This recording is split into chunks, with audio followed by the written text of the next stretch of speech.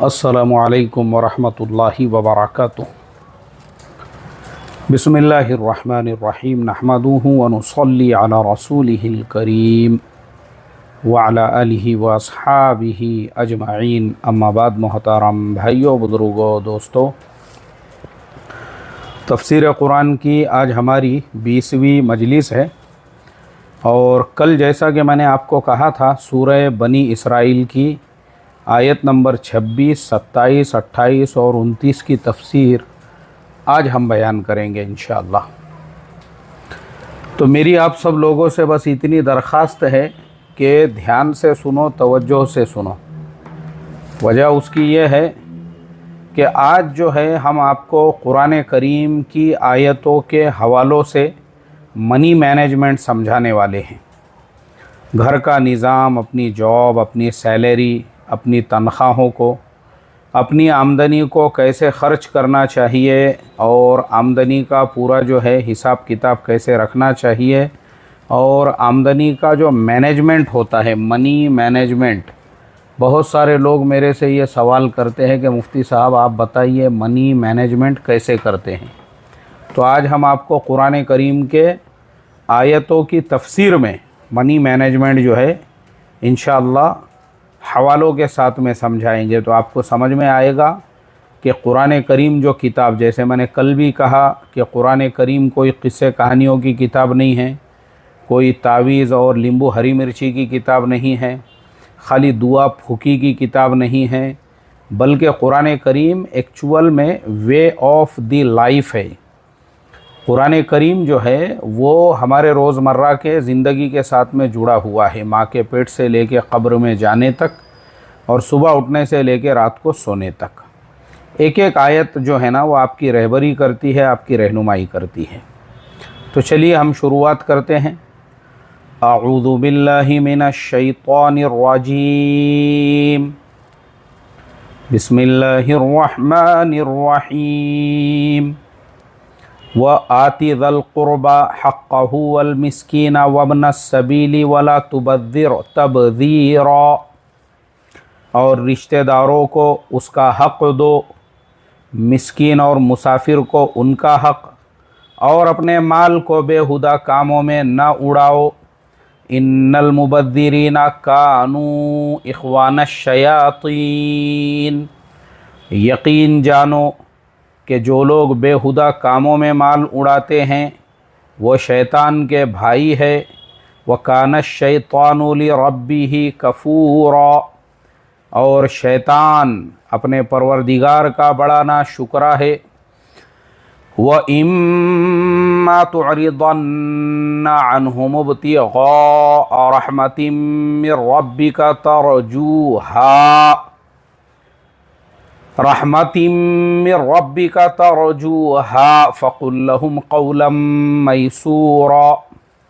और अगर कभी तुम्हें उन रिश्तेदारों, मिस्कीनों, मुसाफिरों से इसलिए मुँह फेरना पड़े कि तुम्हें अल्लाह की मुतवक्किअ रहमत का इंतज़ार हो, तो ऐसे में उनके साथ नरमी से बात कर लिया करो। वला तजअल यदका मग़लूलतन इला उनुक़िका वला तबसुतहा कुल्लल बस्ति फ़तक़उद मलूमन महसूरा। और न तो ऐसे कंजूस बनो कि अपने हाथ को गर्दन से बांध कर रखो, और न ऐसे फजूल खर्च के हाथ को बिल्कुल ही छोड़ दो जिसके नतीजे में तुम्हें काबिल मलामत और कल्लाश होकर बैठना पड़े। अब देखो, ये वो 4 आयतें हैं जो मैंने अभी पढ़ा हूँ, जिनका तर्जुमा आपको सुनाया हूँ। इसकी तफसीर को समझना ज़रूरी है। अल्लाह फरमाते हैं व आति ज़ल क़ुरबा हक़्क़हु वल मिस्कीना वब्नस सबील। अब यहाँ पर जिन जिन के हुकूक़ अदा करने का अल्लाह ने आपको हुक्म दिया है, उनमें सबसे पहले रिश्तेदार है कि रिश्तेदारों को उसका हक़ दो। उसके बाद है मिस्कीन, और उसके बाद है मुसाफिर। 3 कैटेगरीज़ के लोग यहाँ पे अल्लाह तबारक व ताला ने बयान किए। जैसा कि कल की तफसीर में मैंने आपको बताया था कि अल्लाह तबारक व ताला ने सबसे पहले शिर्क से आपको रोका है। अल्लाह ने सबसे पहले जो अल्लाह का हुक्म है वो अपने बंदों के लिए कि सिर्फ़ और सिर्फ तुम अल्लाह की ही इबादत करो। अल्लाह ताबुदू इल्ला इय्याहू, यानी अल्लाह के अलावा किसी दूसरे की इबादत का तुम्हारे जहन में वहम व गुमान भी नहीं आना चाहिए। और फिर उसके बाद यानी फ़ौरन शिर्क के बाद अल्लाह तबारक व ताला के नज़दीक सबसे बड़ा जो गुनाह है वो है माँ बाप की नाफरमानी। इसीलिए दूसरा जो सेंटेंस था कल का, व बिलवालिदैनी इहसाना, माँ बाप के साथ हुस्ने सलूक करो। अब देखो, माँ बाप के साथ हुस्ने सलूक और अल्लाह की वहदानियत यानी शिर्क से बचना, इस पर मैं कल की तफसीर में तफसील से बता चुका हूँ। तो मेरी दरख्वास्त है जिन लोगों ने कल की तफसीर नहीं सुने वो कल हमारी 19 नंबर वाली तफसीर को ध्यान से सुने, तो ये दो मसले आपके समझ में आ जाएंगे। अब उसके आगे किस किस के हुकूक़ है वो इन आयतों में बयान हो रहे हैं। अब किन के हुकूक़ बयान हुए? सबसे पहले रिश्तेदार, उसके बाद में मिस्कीन, उसके बाद है मुसाफिर, और उसके बाद अपने माल को बेहुदा कामों में ना उड़ाओ। इसका मतलब यह है कि देखो, अगर तुम अपने मनी का मैनेजमेंट करते हो ना, तो तुम आराम से अपने रिश्तेदारों का भी हक़ अदा कर सकते हो, तुम मिस्किनों का भी हक़ अदा कर सकते हो, तुम मुसाफिरों का भी हक़ अदा कर सकते हो। और देखो, ये तीनों जो चीज़ें हैं ना, इस्लामी शरीयत के अंदर यानी अल्लाह के नबी सल्लल्लाहु अलैहि वसल्लम के ज़माने में ही अल्लाह के नबी सल्लल्लाहु अलैहि वसल्लम ने इसका एक निज़ाम बनाया था। और आपके बाद हज़रत उमर फ़ारूक रज़ी अल्लाह ताला अन्हु के ज़माने में बाज़ाब्ता इसके लिए शोबे बनाए गए। किसके लिए? भाई, रास्ते से चलने वाले जो मुसाफिर हैं उन लोगों के लिए हर हर गांव में सराय बनाए जाते थे, ताकि मुसाफिरों को अगर बारिश हो रही है तो मैदान में रुकने की ज़रूरत ना पड़े। इसीलिए आप देखेंगे हमारे भारत देश में भी जब मुसलमानों की हुकूमत थी, उस ज़माने में शेर शाह सूरी ने उन्होंने कलकत्ता से लेकर तो अफ़गानिस्तान के काबुल तक एक रोड बनाए थे जिसे जीटी रोड कहते हैं। वो जीटी रोड आज भी जिंदाबाद है, ऐसा नहीं है कि ख़त्म हो गया, वो जीटी रोड आज भी मौजूद है।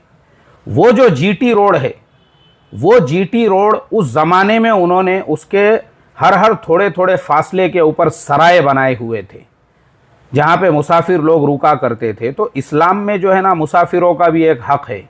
तो इसके लिए देखो, सबसे पहले तो रिश्तेदार कहा है। अब आप रिश्तेदारों के हुकूक़ कैसे अदा करोगे? अगर आप ज़कात अदा करते हैं यानी साहिब निसाब है तो आपके ऊपर अब तो वाजिब है।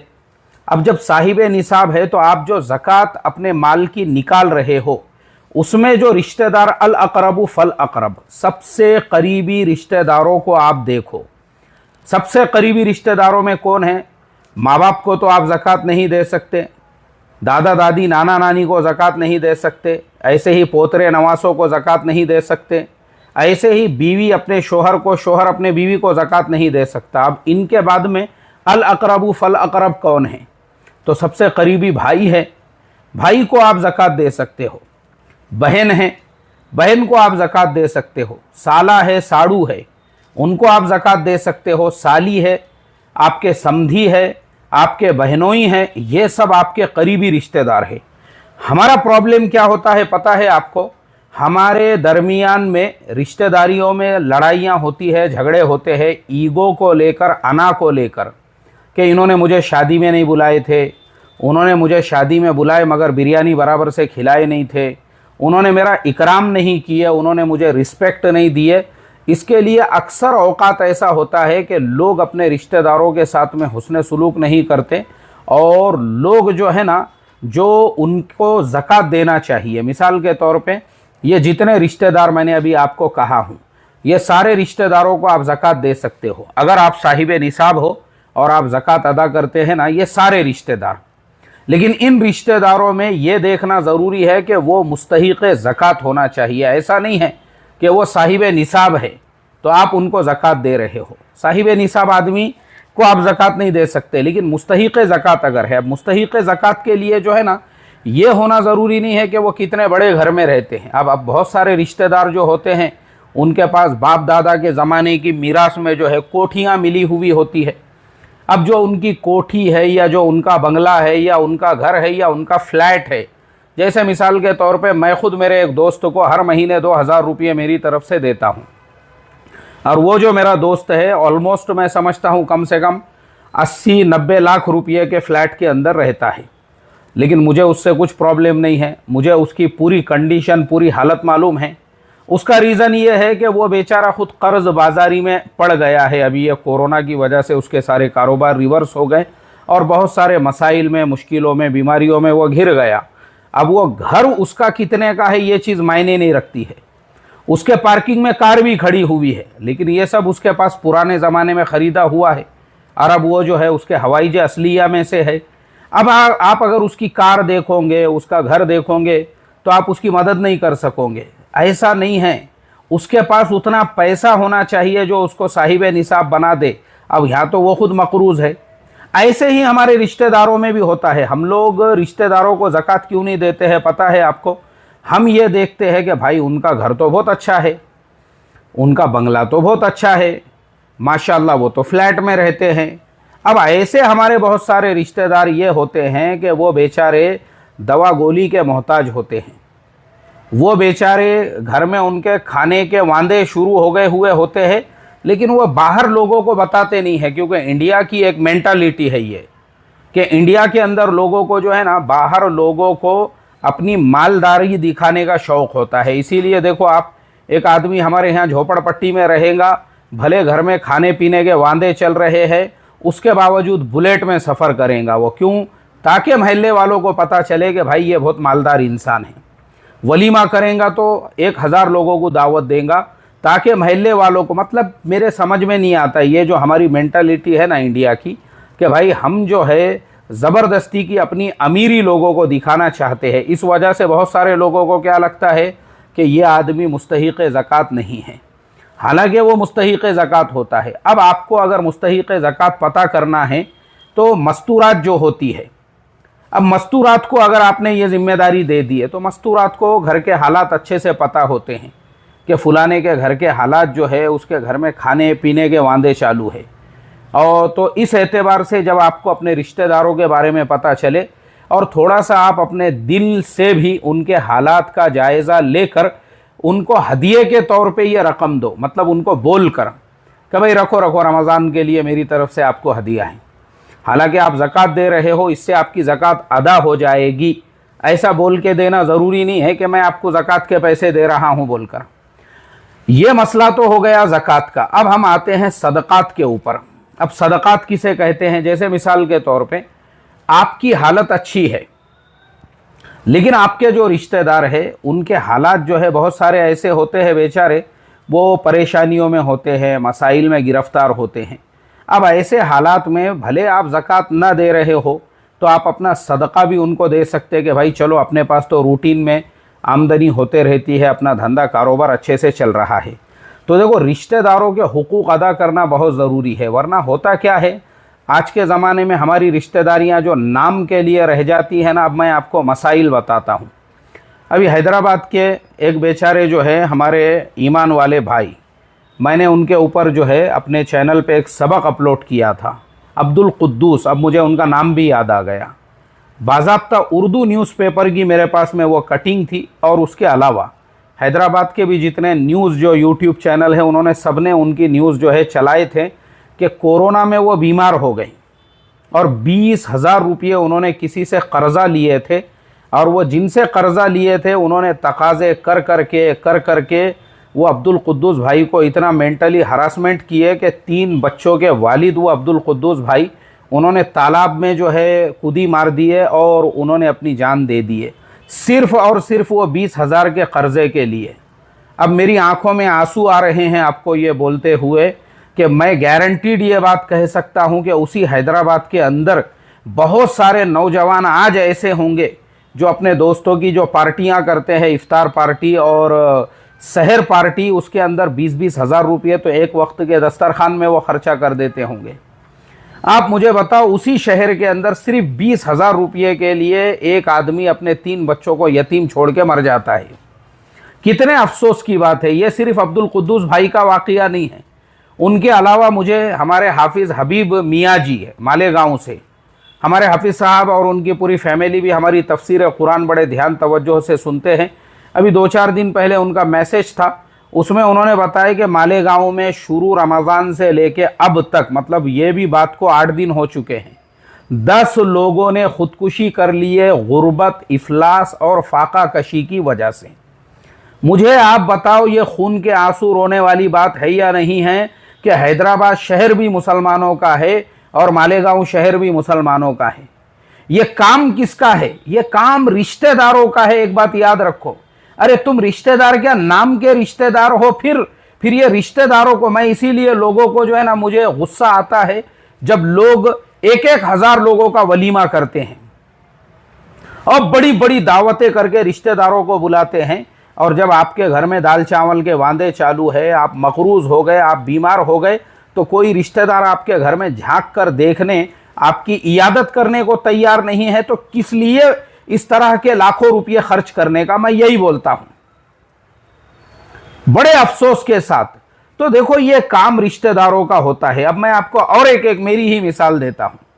मैंने भी रमज़ानुल मुबारक के अंदर जो है इरादा किया कि भाई मैं अपने गांव में इफ्तार की एक बड़ी पार्टी करूं, यानी बड़ी दावत करूं, जिसके अंदर अपने पूरे महल्ले और अपने रिश्तेदारों, या फिर बड़ा एक प्रोग्राम करने का इरादा था मेरा। लेकिन फिर मैंने जो है हमारी खाला से मशवरा लिया, तो उन्होंने कहा कि अपने यहाँ पे बहुत सारे ऐसे मोहताज, ऐसे मुस्तहिक है कि खाना पकेगा तो उसके अंदर अमीर लोग भी खाएंगे। बड़ी अच्छी बात है, क्योंकि वो खाना तो रिश्तेदारों के लिए ही है। उससे बेहतर ये है कि बजाय उस दावत को कैंसल करके उसमें जो पैसे है वो कुछ गरीबों की मदद अगर रिश्तेदारों की कर दी जाए तो रमज़ान में उनको काम आ जाएंगे, ईद के लिए काम आ जाएंगे। मैंने कहा अच्छी बात है, अभी मुझे वहाँ के हालात पता नहीं, आप वहाँ पे ग्राउंड पे मौजूद हो, आपको पता है वहाँ के हालात क्या है, ठीक है इसको कैंसिल करो, इस तरह से उनकी मदद करो। अब देखो ये बहुत सोचने वाली बात है। यही चीज़ अगर हर वो दावत करने वाला, मैं बहुत जिम्मेदारी से ये बात बोल रहा हूँ कि बहुत सारे दावत करने वाले ऐसे हैं जिनके यहाँ पे इफ्तार पार्टियों पे लाखों खर्चा हो रहे हैं और उनकी सगी बहन लोगों के घरों में बर्तन धोने को जा रही है और सगे बहनों ही किराए का रिक्शा चला रहे हैं। काहे के लिए भाई? किसके लिए दिखावा कर रहे? लोगों को पोजीशन बता रहे ताकि बैनर के ऊपर आपकी फ़ोटो आ जाए और आपको अगले कॉरपोरेशन के इलेक्शन में टिकट मिल जाए और आप खड़े रहकर लोगों को अपनी मुफ्त की फुकट की शान बता सको। और यहाँ सगी बहन लोगों के घरों पे बर्तन धोने जा रही है और भाईजान जो है वो किराए का रिक्शा चला रहे हैं। बड़े अफसोस के साथ मैं कह रहा हूँ। तो देखो इसके लिए हर आदमी की ये जिम्मेदारी होती है, हर आदमी की। अगर हम में से हर आदमी जो है ना, अगर अपने रिश्तेदारों का ख्याल रखे, तो मैं ऐसा समझता हूँ हर एक दूसरे के घर के अगर हालात को देखकर तो ये खुदकुशियों की नौबत नहीं आएंगी। हैदराबाद जैसे शहर में अब्दुल कुद्दूस भाई जैसे मरहूम को, जिसकी 3 बेटियां हैं और वो बेचारा सिर्फ 20,000 के लिए जान दे रहा है, कितने अफसोस की बात है। और मालेगांव जैसे मुसलमानों के शहर में 10-10 लोग एक महीने में, वो भी रमज़ान के बाबरकत महीने के, अभी तो आधा ही हुआ था रमज़ान, उससे पहले की ये बात है, 10 लोगों ने खुदकुशी की है। मुझे बड़ा अफसोस होता है इस तरह की खबरें सुनकर। तो कुरान ने आपको बार बार ये कहा कि देखो अगर आप मालदार हो, अगर आप पैसे वाले हो, अपने गरीब रिश्तेदारों का ख्याल रखो, वरना ये जो दुनिया का चक्कर है ना, इसको बदलने को टाइम नहीं लगता है, ये साइकिल को चेंज होने के लिए। मेरा एक शागिर्द है, वो थोड़े दिनों पहले कर्नाटका से आया था, बेलगाम में रहता है। वो मुझे कहने लगा, बोले मुफ्ती साहब मुझे मेरे एक रिश्तेदार यहीं पुणे में रहते हैं, मुझे उनके घर पे मुलाकात के लिए जाना है, तो अगर आप मेरे साथ में चलेंगे, क्योंकि मुझे यहाँ का कुछ मालूम नहीं है। अब चूँकि वो मेरा बड़ा अजीज़ शागिर्द है और मेरे पास उसने कुरान करीम वगैरह पढ़ा हुआ है, लेकिन आज अल्लाह ताला ने उसको बड़े ऊंचे मरातिब और मकामात पे पहुंचा दिया। वो भी बड़ा मेडिकल ऑफिसर है, उसका अपना खुद का बड़ा हॉस्पिटल है। वो हमारा जो शागिर्द आया तो मैं मोटरसाइकिल पे उसको लेने के लिए पहुंचा, मैंने उसको गाड़ी पे बिठाया। अब उसके जो रिश्तेदार थे उनके घर को लेकर चला मैं उसको। वो एरिया में मैं खुद भी पहली मर्तबा गया, मुझे भी नहीं मालूम था कि वो एरिया में भी एक झोपड़पट्टी है और वो झोपड़पट्टी मैंने कभी सुना भी नहीं था। अब हम अंधेरे में चल रहे हैं, दूर का सफ़र तय करके शहर से बाहर एक एरिया में, एक झोपड़पट्टी एरिया है, वो झोपड़पट्टियों में से जो है गली में से और इस तरह से हम जो है अंदर दाखिल हुए।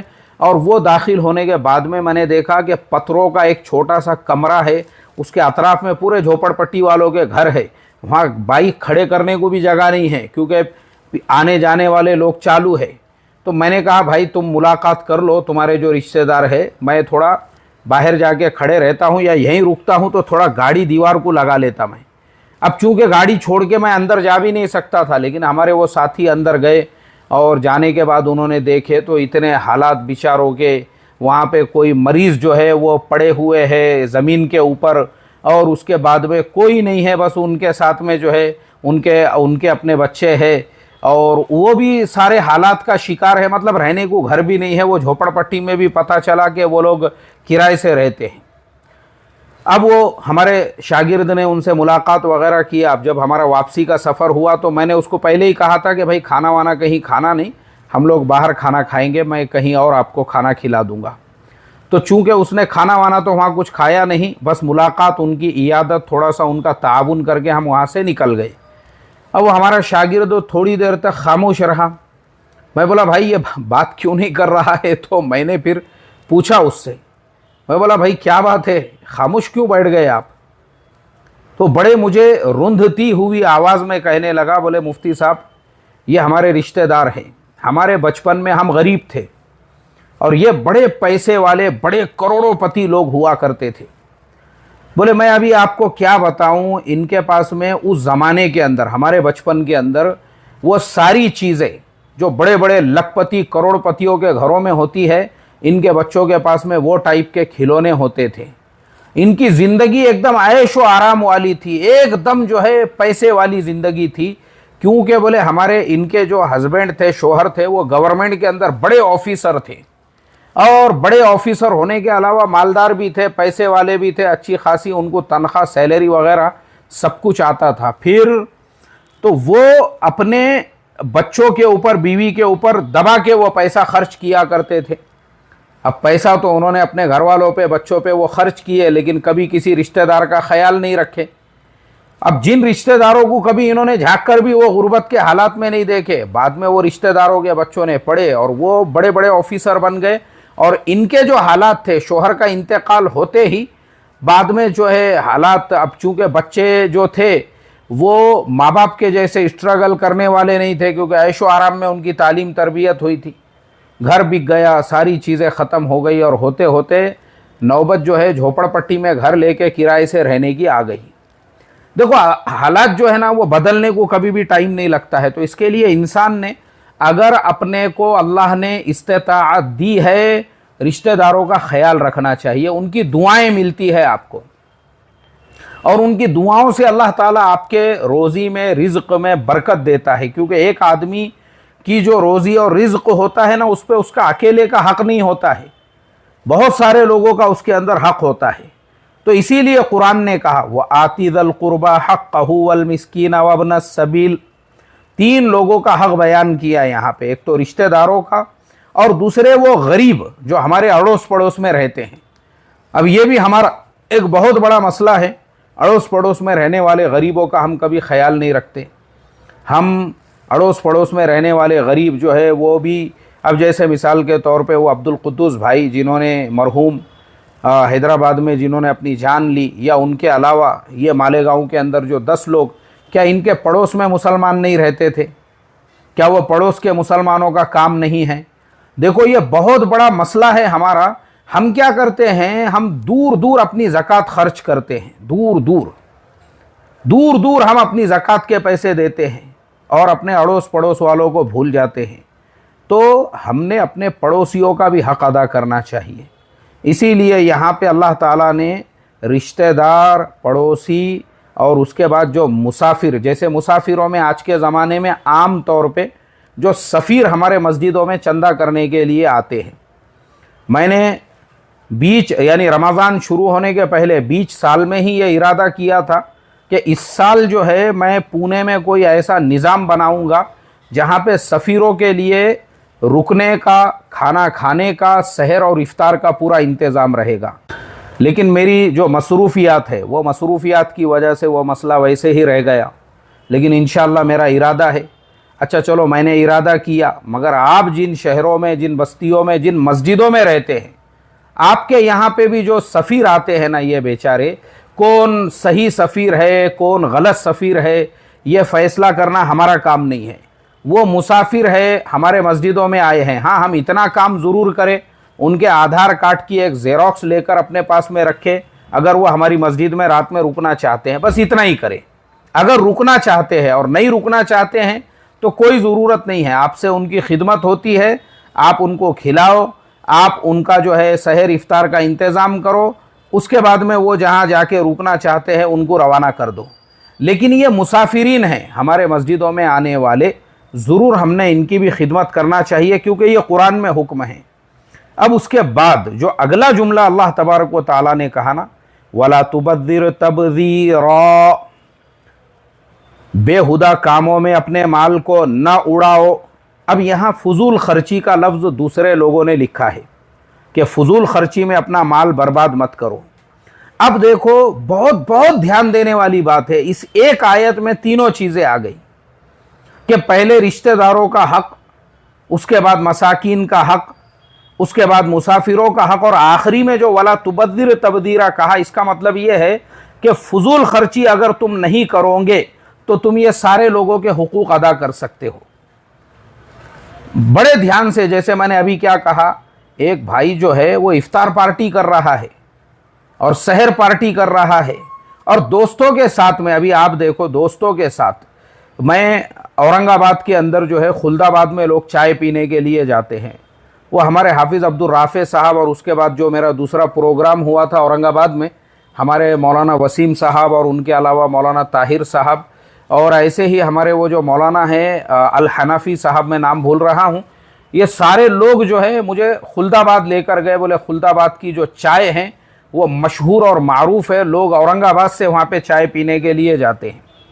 अभी देखो रमज़ान का महीना चल रहा है और अल्लाह के नियामत की इंसान ने बुराई नहीं करना चाहिए, मगर मैं ये ज़रूर कहूँगा कि वो चाय से कैंसर की बीमारी ज़रूर होंगी, आपको पेट की बीमारियां ज़रूर होंगी, वो जो चाय का मैंने टेस्ट देखा तो। और वो चाय पीने को लोग औरंगाबाद से जो है खुल्दाबाद तक जाते हैं। ये फजूल खर्ची है जो तुम्हारे गाड़ियों में का पेट्रोल जल रहा है, तुम्हारे वक्त का ज़िया और बर्बादी है ये जो तुम वहाँ तक जा रहे हो।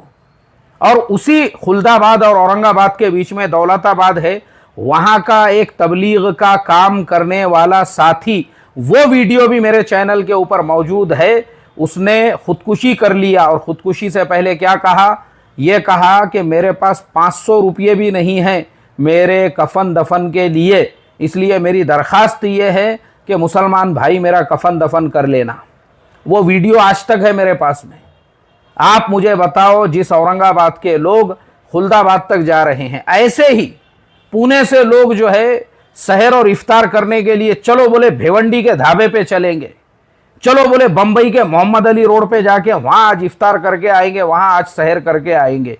अगर आप में से भी किसी को इस तरह की चुल मची हुई है, वो समझ ले कि तुम शैतान के भाई हो। ये मैं नहीं कह रहा हूँ, कुरान कह रहा है, इन्नल मुबज़्ज़िरीना कानू इख्वान शयातीन व कान शैतानु लिरब्बिही कफूरा।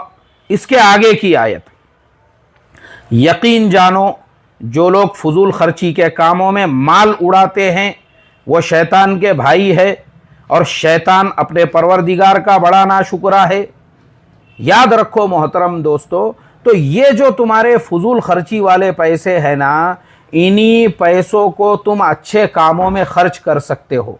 अब मैं आप लोगों को मेरी ख़ुद की कई मिसालें दे के मैं बताता हूँ कि भाई मैं जो है फजूल खर्ची से अपने आप को इतना बचाता हूँ, यानी मेरी सादगी पे 50 बयान आपने सुने होंगे कि मैं हदिये के कपड़े पहनता हूँ। इससे पहले हमारे ज़िया भाई ने मेरे लिए परभनी से 2 टोपियाँ लेकर आए थे। अभी हमारे जो इरफान भाई मुमरा वाले हैं वो निज़ामुद्दीन गए हुए हैं, उन्होंने कहा मैं वहाँ से आपके लिए जो है टोपियाँ भेज देता हूँ।